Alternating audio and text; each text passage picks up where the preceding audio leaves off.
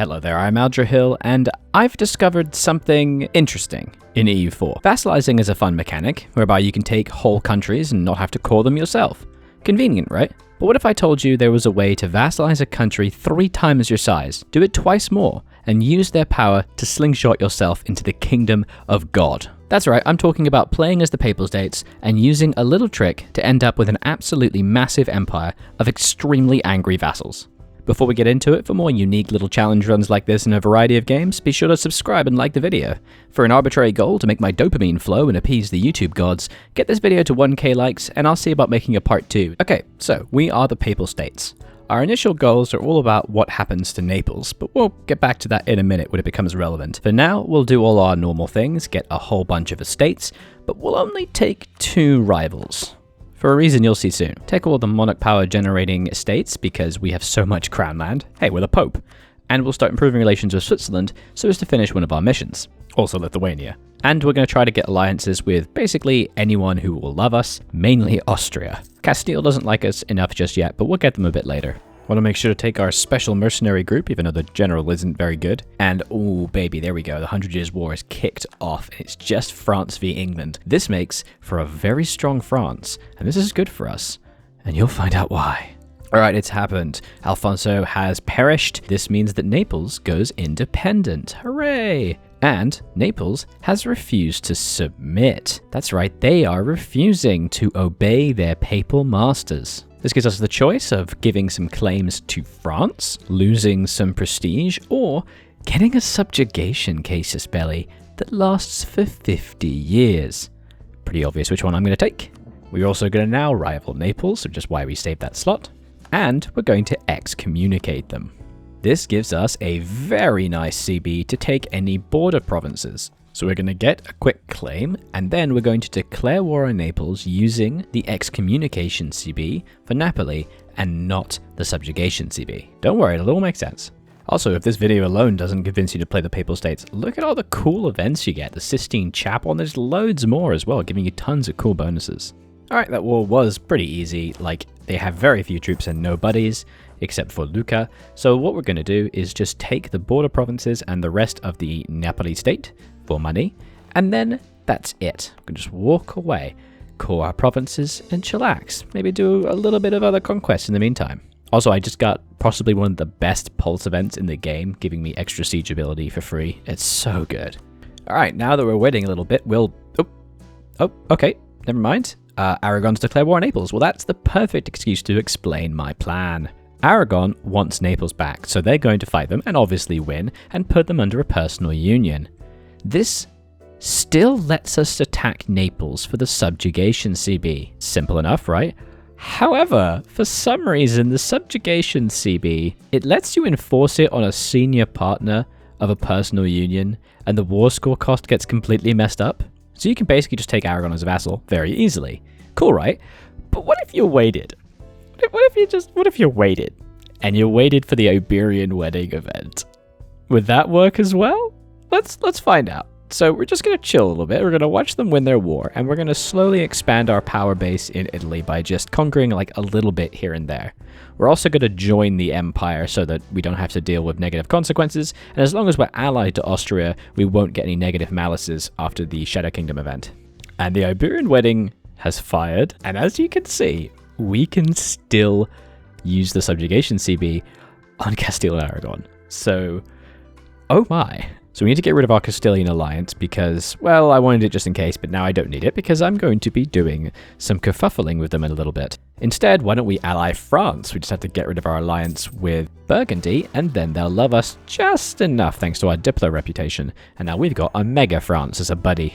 We also get the lovely Vatican Library, and it makes you get really nice military bonuses. And speaking of, we're going to take Divine Ideas because it's like a cool, unique idea set. It's pretty cool, though it was a lot stronger on release. Now that the truce is up, we're going to declare our lovely kerfuffle to subjugate Naples. We are able to call in Hungary and Austria. France doesn't want to help because they suck, but it's fine. This is more than enough. There are also some rebels that are actually trying to break the country, so it's important I declare war now to stop them from breaking the personal union, otherwise it would ruin all our plans. Don't worry, they can't break while they're at war, so as long as you're in war before they break, it's fine. And if you open up the peace screen, you can see the whole reason for this. I can vassalize Naples, yes, or I can vassalize their senior partner in the personal union, Castile. And it's under 100 war score. It's so achievable. I don't understand. If you understand, let me know in the comments. We first have to win the kerfuffle though, so we just have to fight off the Castilian stacks. And they actually invade me, and they have a lot of morale thanks to Castilian ideas, but the Austrians actually do help us out, so it's fine. We're just about to win the war because we've been invading Castile and overwhelming their armies, so I thought, oh, I know, I'll also expand in Italy. And I really wanted to attack Ferrara, and I was getting ready, but no, Austria would protect them. And why?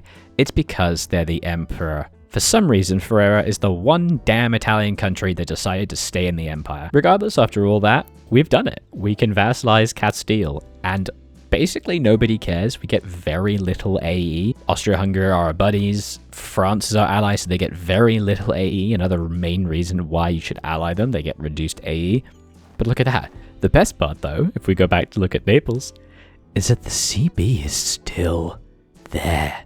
We haven't subjugated Naples yet, so we haven't lost the CB. Even though we used it to vassalize Castile, we can still use it on Naples until the 50-year timer is up. Now we just have to wait for a few events to unfold.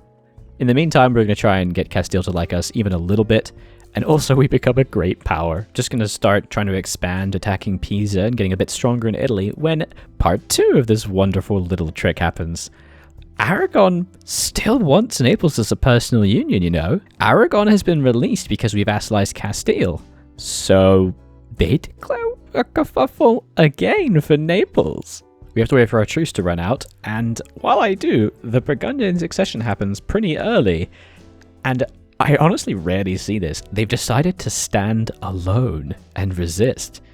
This means an independent Burgundy, but of course it's the AI, so they're going to get wrecked by this mega France because they declare war for a restoration of union.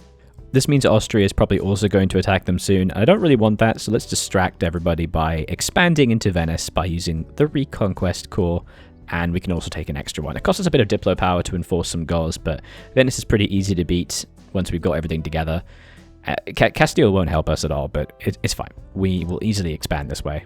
Yeah, there we go. Austria's trying to demand the lowlands, so it's going to be a race between who wins France v Austria.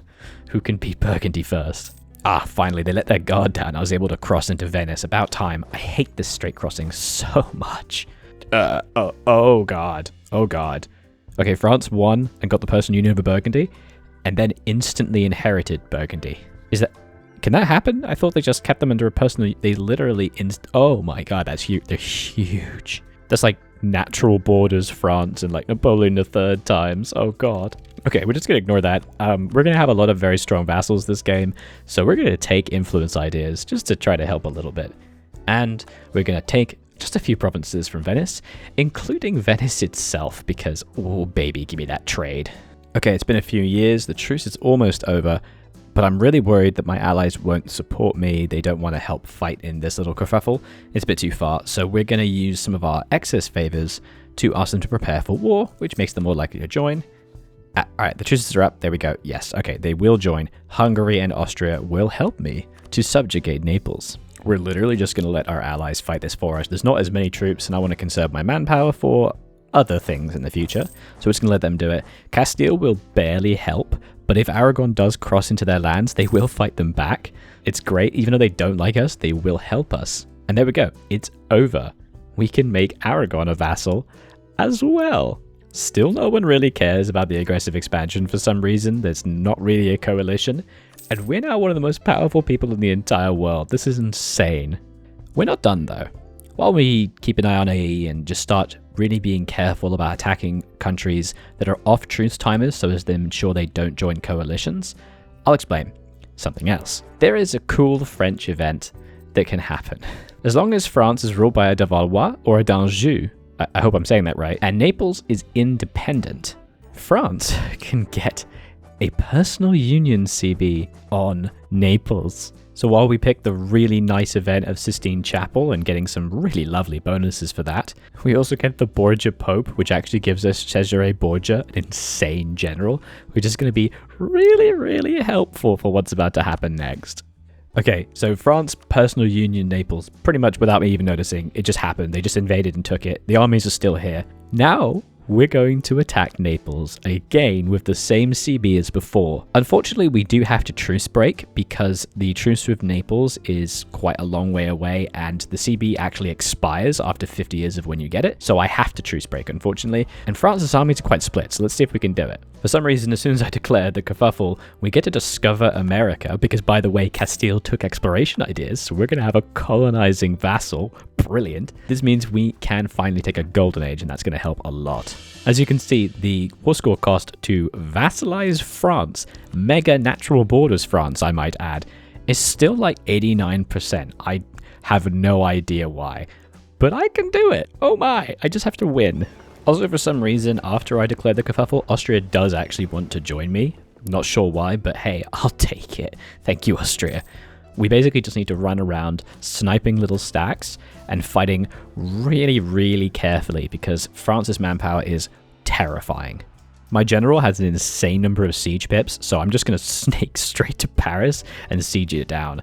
Getting Naples and having that siege obviously gives us ticking score, because remember, the CB is for Naples, not France. Ah, there it is, of course, the super historical sack of Paris in February 1496 by the Pope. Everyone remembers that, right? Right now, we literally just have to dance around. Like, I'm just running around, I'm catching stacks, I'm trying to do my very best to only fight when I can. I do lose a couple. I lose a couple naval battles. I lose small stacks. I'm out of manpower completely. Austria's getting tired. But France is clearly getting tired as well. They try to give me a white peace. And we also get rid of Portugal, which does weaken France's ability to resist. And it feels like this war is going on forever. But look, France is now at -7. They're so close. It's just, you just have to wait for the ticking, but you have to keep getting sieges. But they're just so fast. The big problem is that the French armies have an insane amount of morale, which means that even in battles where I outnumber them 2-1, it's kind of a close run thing. We're getting so close, but I have to do one more thing. We have to attack Venice, and we have to call in Ferrara and Corsica, because otherwise they will join the coalition, and their truce is about to come up. This is a bit weird. I know it's a bit risky, but it's super important that we don't get a horrible coalition that breaks us apart. Also, unfortunately, the Pope expires, meaning I lose my best general in the game right now. He's gone, but it's okay. We've held on to the war long enough. France doesn't seem to notice, and they will surrender. And look, there it is. We have vassalized France, Castile, and Aragon. It's insane. The Pope is in charge of Western Europe, pretty much. I'm not sure whether you'd consider this an exploit, but it's so amazingly strong. Yes, I will admit that all of my vassals have a 100% liberty desire, and I now have to stay at pretty much constant war to ensure that they don't try to rebel against me. But come on, this is so strong and so cool. That's going to be it from me. I'm going to leave it here before France turns on me. But if you'd like to see a continuation of this, you should definitely like the video. Like I said, get to a 1K likes and I will do a part 2. Also, if you are watching this on the day the video comes out, lucky you, because I'm streaming this game right now live at twitch.tv/Aldrahill with a link in the description. If you have any recommendations for how I can avoid all of my vassals all turning on me at the exact same moment, please let me know down in the comments. And you should subscribe to the channel for a lot more interesting videos like this one. Thank you so very much for watching. I was Aldrahill and I'll continue to be, and I hope to see you next time. Wish me luck. Bye-bye.